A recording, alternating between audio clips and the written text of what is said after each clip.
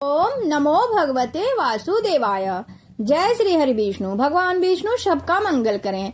जय सनातनी के इस अंक में आज हम श्रवण करेंगे माघ मास महात्म्य कथा अध्याय 16, 17 और 18। तो प्रेम से बोलिए विष्णु भगवान की जय, गणेश जी महाराज की जय, उमापति महादेव की जय। माघ मास पुराण कथा अध्याय 16। कार्तवीर्य जी कहने लगे कि हे भगवान, वह राक्षस कौन था? कंचन मालिनी कौन थी? उसने अपना धर्म कैसे दिया और उनका साथ कैसे हुआ? ऋषि अत्रि ऋषि की संतानों की यह कथा सुनाकर मेरा कौतूहल दूर कीजिए। तब दत्तात्रेय जी कहने लगे कि हे राजन, पुरातन विचित्र इतिहास को सुनो। कंचन मालिनी नाम की एक सुंदर अप्सरा थी जो माघ मास में प्रयाग में स्नान करके कैलाश पर जा रही थी। तब उसको मार्ग में जाते हुए हिमालय के कुंज से एक धीर राक्षस ने देखा। अगर आपने इस चैनल को अभी तक सब्सक्राइब नहीं किया है तो कृपया सब्सक्राइब कर लें और एक लाइक करके एक कमेंट जय श्री राम का अवश्य लिखें। उस सोने जैसे तेज वाली, सुंदर कटी वाली, बड़े बड़े नेत्रों वाली, चंद्रमुखी, सुंदर केश और पिन पयोधारी वाली सुंदर अप्सरा को देखकर उस राक्षस ने कहा कि हे सुंदरी कमल नयनी, तुम कौन हो और कहां से आ रही हो? तुम्हारे वस्त्र और वेणी भीगे हुए क्यों हैं? तुम आकाश मार्ग से कहां जाती हो और किस पुण्य के प्रताप से तुम्हारा शरीर ऐसी तेजस्वी और रूप ऐसा मनोहर है? तुम्हारे गीले वस्त्र से मेरे मस्तक पर गिरे हुए एक बूंद जल से मेरे क्रूर मन को एकदम शांति प्राप्त हो गई है। इसका क्या कारण है? तुम बड़ी शीलवती प्रतीत होती हो, इसका कारण मुझसे कहो। अप्सरा ने कहा कि हे राक्षस सुनो, मैं काम रूपनी अप्सरा हूँ। मैं प्रयाग में संगम में स्नान करके आ रही हूँ। इसी से मेरे वस्त्र भीगे हैं। अब कैलाश पर जा रही हूँ जहाँ पर श्री शिव निवास करते हैं। त्रिवेणी के जल से मेरी सब क्रूरता दूर हो गई, जिसके पुण्य के प्रभाव से मैं इतनी सुंदर और पार्वती जी की प्रिय सखी हुई। जो आश्चर्य देने वाला उदाहरण मुझसे ब्रह्मा जी ने कहा था सो सुनो। मैं कलिंग देश के राजा की वेश्या थी। रूप लावण्य और सुंदरता में अपूर्व थी। मेरी सुंदरता पर सारा नगर मोहित था और मैंने अनेक प्रकार के भोगों भोगे। अनेक प्रकार के वस्त्र आभूषण की घर में कोई कमी नहीं थी। कई कामी पुरुष आपस में स्पर्धा से ही मृत्यु को प्राप्त हो गए। इस तरह उस नगर में मेरी बड़ी सुंदरता से यौन व्यतीत हुआ और मैं वृद्धावस्था को प्राप्त हो गई। तब मेरे मन में विचार उत्पन्न हुआ कि मैंने अपनी सारी जीवन पापों में ही व्यतीत कर दी। धर्म का कोई कार्य, दान, तप, यज्ञ आदि नहीं किया। शिव या दुर्गा जी की आराधना नहीं की, न कभी भगवान विष्णु का पूजन किया। इस प्रकार अशांत चित्त से मैंने एक ब्राह्मण की शरण ली जो वेदों का ज्ञाता और ब्रह्मनिष्ठ था। मैंने उनसे पूछा कि मेरा उद्धार किस प्रकार हो सकता है। महाराज साधु सज्जन और अच्छे और बुरे सभी पर दया करते हैं, इसलिए मुझ दिन पर भी कृपा करके मुझ कीचड़ में डूबी हुई को पकड़ कर उबारिए। क्षीर सागर क्या हंस को ही दूध देता है, बतख को नहीं देता। तब वह ब्राह्मण राजा का पुरोहित इन सब बातों को सुनकर मुझ पर दया करके कहने लगा कि तू ब्रह्मा के क्षेत्र प्रयाग में जाकर माघ में त्रिवेणी संगम में स्नान कर, परंतु मन में अशुभ क्रिया का विचार नहीं करना। पापों के नाशों के लिए महर्षियों ने तीर्थ स्थान से अधिक और कोई प्रायश्चित नहीं बताया। प्रयाग में स्नान करने से तू अवश्य पवित्र होकर स्वर्ग को जाएगी। हे भामिनी, पुराने समय में गौतम ऋषि की स्त्री को देखकर इंद्र ने काम के वशीभूत होकर कपट वेश में उनसे भोग किया था। इसलिए ऋषि द्वारा श्राप दिया गया और उसका शरीर अत्यंत लज्जा युक्त हजारों भागों वाला हो गया। तब इंद्र नीचे मुंह करके अपने पाप कर्म की बुराई कराने लगा। मेरु पर्वत के शिखर पर स्वच्छ जल वाले सरोवर पर एक स्वर्ण कमल से भरे हुए कोटर में घुस गया और अपने पाप को धिकारता हुआ कामदेव की बुराई करने लगा। यह सब पापों की मूल है। इसके ही वशीभूत होकर मनुष्य नरक में जाते हैं और अपने धर्म, कीर्ति, यश और धैर्य का नाश करते हैं। इंद्र ऐसा सोच रहा था कि इंद्र के बिना सारा देवलोक शोभाहीन हो गया। तब देवता, गंधर्व, किन्नर, लोकपाल इंद्राणी के सहित बृहस्पति जी से जाकर पूछने लगे कि महाराज, इंद्र के न रहने से स्वर्ग ऐसा शोभाहीन हो गया है जैसे सत पुत्र के बिना श्रेष्ठ कुल, इसलिए स्वर्ग की शोभा के लिए कोई क्रिया सोचिए। इस विषय में देर नहीं लगानी चाहिए। तब बृहस्पति जी कहने लगे कि इंद्र ने बिना सोचे विचारे जो कर्म किया है उसका फल भोग रहा है, सो वह कहाँ है? मैं यह सब जानता हूँ। फिर गुरु जी ने सबको साथ लेकर स्वर्ण कमल से युक्त बड़े सरोवर में इंद्र को देखा, जिसका मुख मलिन और आंखें बंद थी। तब इंद्र ने बृहस्पति जी के चरणों को पकड़कर कहा कि इस पाप के उद्धार करके आप मेरी रक्षा कीजिए। तब बृहस्पति जी ने इंद्र से कहा कि प्रयाग में स्नान करने से ही तुम पाप मुक्त हो जाओगे। तब इंद्र सहित सबने ही प्रयाग में जाकर संगम में स्नान किया और त्रिवेणी स्नान से इंद्र पाप मुक्त हो गए। तब बृहस्पति जी ने इंद्र को वरदान दिया कि तुम्हारे शरीर में जितने भाग है सब नेत्र हो जाएं।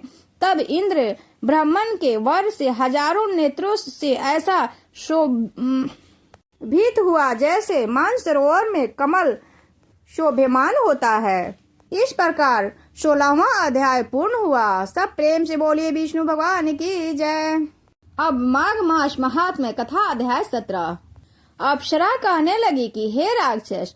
वह ब्राह्मण कहने लगा कि इंद्र इसी प्रकार अपनी अमरावती पुरी को गया। सो हे कल्याणी, तुम सभी देवताओं की सेवा किए जाने वाले प्रयाग में माघ मास में स्नान करने से निष्पाप होकर स्वर्ग में जाओगी। सो मैंने उस ब्राह्मण के यह वचन सुनकर उसके पैरों में पकड़कर प्रणाम किया और घर आकर सब भाई बंधु नौकर चाकर धनादिक त्याग कर शरीर को कष्ट होने वाली वस्तु समझकर, शरीर को नाश्वर समझकर घर से निकली और माघ में गंगा यमुना के संगम पर जाकर स्नान किया।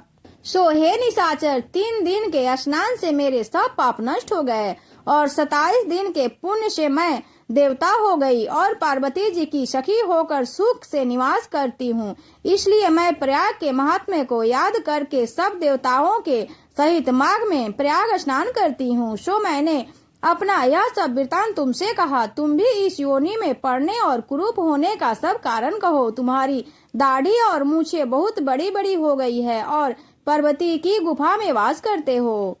निशाचर कहने लगा कि हे भद्रे, सजनों से गुप्त बात कहने में भी कोई हानि नहीं होती। मुझको अब कोई संशय नहीं रहा कि मेरा उद्धार तुमसे ही होगा। सो मैं अपना सब वृतांत तुमसे कहता हूँ। मैं काशी में वेदों का ज्ञाता था और बड़े उच्च कुल में ब्राह्मण के घर में जन्म लिया था। मैंने राजा, पापी, शूद्र तथा वैश्य से अनेकों प्रकार के दान लिए। मैंने दान लेने में चंडाल को भी नहीं छोड़ा। उस जन्म में मैंने कोई भी धर्म का कार्य नहीं किया, वहीं पर ही मृत्यु को प्राप्त हो गया। तीर्थ स्थान में मरने के कारण नरक में नहीं गया। पहले 2 बार गिद्ध योनि में, 3 बार व्याध योनि में, 2 बार सर्प योनि में, 1 बार उल्लू की योनि में और अब 10वीं बार राक्षस हुआ हूँ और सैकड़ों वर्षों से इसी योनि में हूँ। इस स्थान को 3 योजन तक मैंने जंतुहीन कर दिया है। बिना अपराध के बहुत से प्राणियों को मैंने नष्ट किया। इस कारण मेरा मन अत्यधिक दुखी है। तुम्हारे दर्शन से चित्त में शांति अवश्य आई है, क्योंकि सजनों के संग तुरंत ही सुखदायी होता है। मैंने अपने दुख के कारण आपसे कहे, सज्जन लोग सदैव दूसरों के दुखों से दुखी होते हैं। अब यह बताओ कि इस दुख रूपी समुद्र को कैसे पार कर सकता हूँ? क्या क्षीर सागर हंस को ही दूध देता है, बगुले के नहीं देता? दत्तात्रेय जी कहने लगे कि इस प्रकार उसके वचन सुनकर कंचन मालिनी कहने लगी कि हे राक्षस, मैं अवश्य तुम्हारा कल्याण करूंगी। मैंने दृढ़ प्रतिज्ञा की है कि तुम्हारी मुक्ति के लिए प्रयत्न करूंगी। मैंने बहुत बार प्रयाग में स्नान किया है। वेद जानने वाले ऋषियों ने दुखी को दान देने की प्रशंसा की है। समुद्र में जल बरसाने से क्या लाभ? प्रयाग में स्नान करने का 1 बार का फल सो तुम्हें देती हूँ, उसी से तुमको स्वर्ग की प्राप्ति होगी। उसके फल का अनुभव मैं कर चुकी हूँ। तब उस अप्सरा ने अपने गीले वस्त्रों का जल निचोड़कर जल को हाथ में लेकर माघ स्नान के फल को उस राक्षस को अर्पण किया। उसी समय पुण्य प्राप्त हुआ राक्षस शरीर को छोड़कर तेजमय सूर्य के सदृश देवता के रूप हो गया। आकाश में विमान पर चढ़कर अपनी कांति से चारों दिशाओं को प्रकाशित करता हुआ शोभमान हुआ और कहने लगा कि ईश्वर ही जानता है तुमने कितना उपकार मुझ पर किया है। अब भी कृपा उस शिक्षा दो जिससे मैं कभी पाप न करूं। अब मैं तुम्हारी आज्ञा पाकर स्वर्ग में जाऊंगा। तब कंचन मालिनी ने कहा कि सदैव धर्म की सेवा करो, काम रूपी शत्रु से जीतो, दूसरे के पुण्य तथा दोषों का वर्णन मत करो, शिव और वासुदेव का पूजन करो, इस देह का मोह मत करो, पत्नी पुत्र धनादि की ममता त्यागो, सत्य बोलो, वैराग धारण कर योगी बनो। मैंने तुमसे यह धर्म के लक्षण कहे। अब तुम देवता रूप होकर शीघ्र स्वर्ग को जाओ।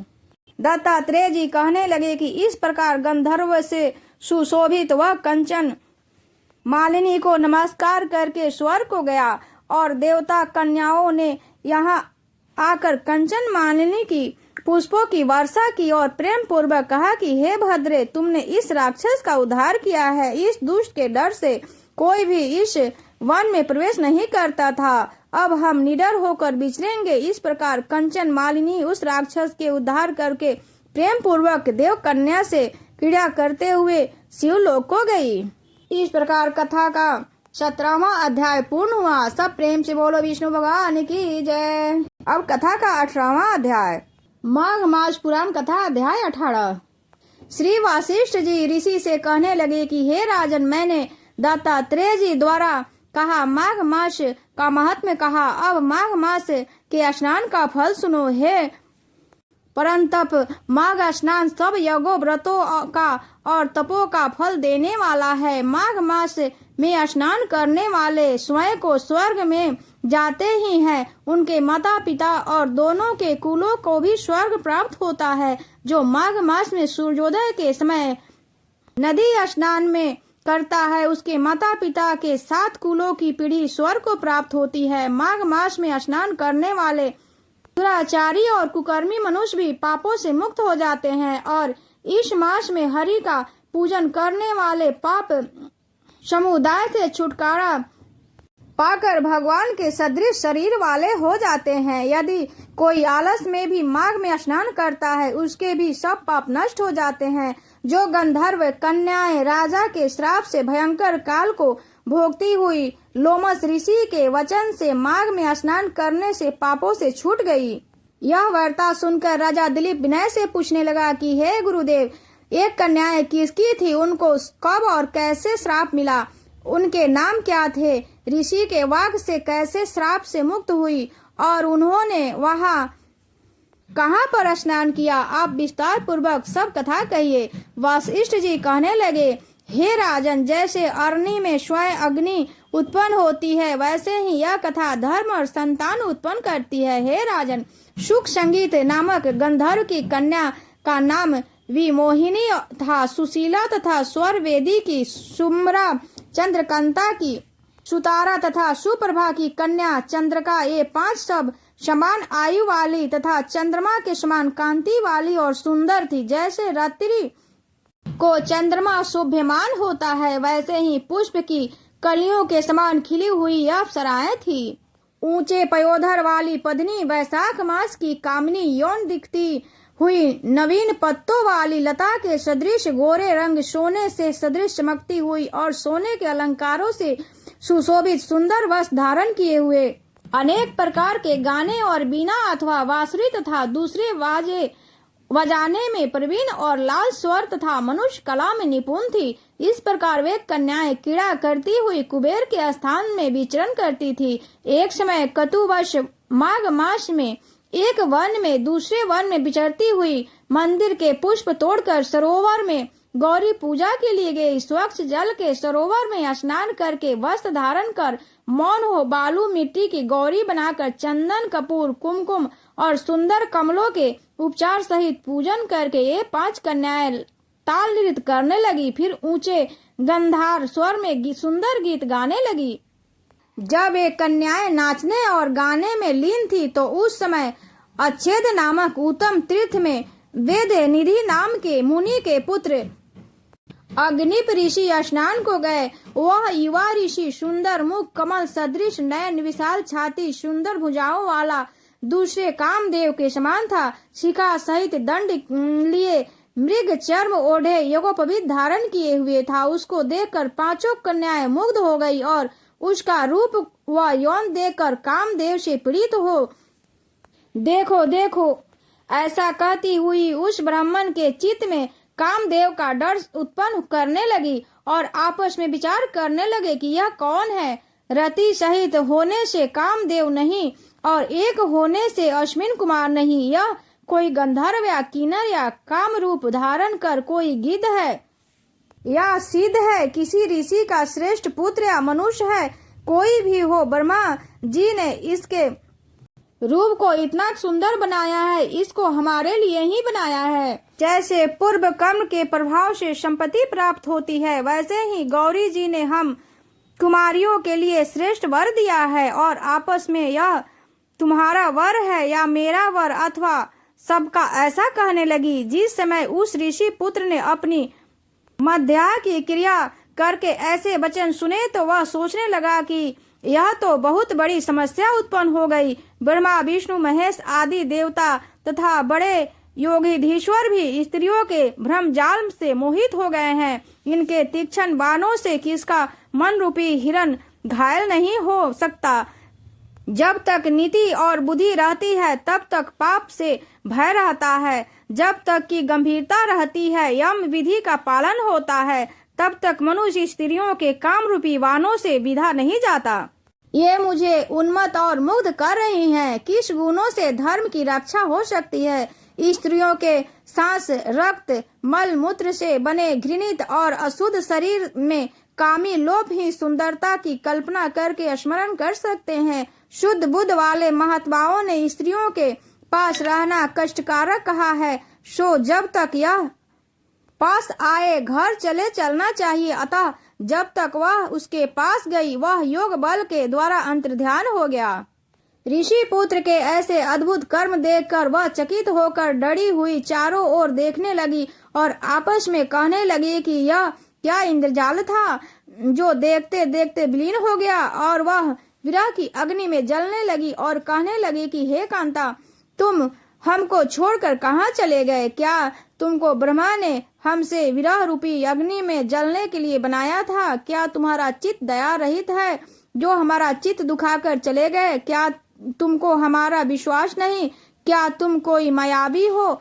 बिना किसी अपराध के हम लोगों को क्यों क्रोध करते हो? तुम्हारे बिना हम नहीं जिएंगे। जहाँ पर आप गए हो हमें शीघ्र ले चलो, हमारा संताप हरो और हमें दर्शन दो। सज्जन लोग किसी का नाश नहीं करते। इस प्रकार कथा का 18वां अध्याय पूर्ण हुआ। सब प्रेम से बोल